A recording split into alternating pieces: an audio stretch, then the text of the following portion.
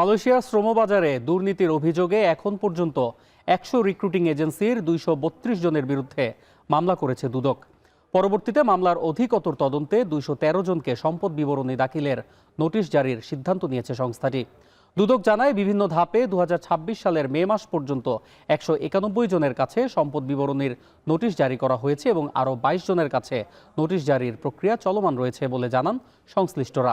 এখন পর্যন্ত সম্পদ বিবরণী নোটিশ জারি করা ব্যক্তিদের মধ্যে ১৬৭ জনের সম্পদ বিবরণী কমিশনে জমা পড়েছে। এসব সম্পদ বিবরণী যাচাই বাছাই করে পরবর্তী সিদ্ধান্ত নেওয়া হবে। দুদকের জনসংযোগ বিভাগ জানায়, যারা সম্পদ বিবরণী ইতোমধ্যে জমা দিয়েছেন তাদের মধ্যে ২৫ জনের বিরুদ্ধে তদন্ত করার সুপারিশ করেছে কমিশন। বাকিগুলো আরও যাচাই বাছাই করা হবে। যারা সম্পদ বিবরণী নির্দিষ্ট সময়ের মধ্যে জমা দেবেন না তাদের বিরুদ্ধে আইন অনুযায়ী ব্যবস্থা গ্রহণ করা হবে।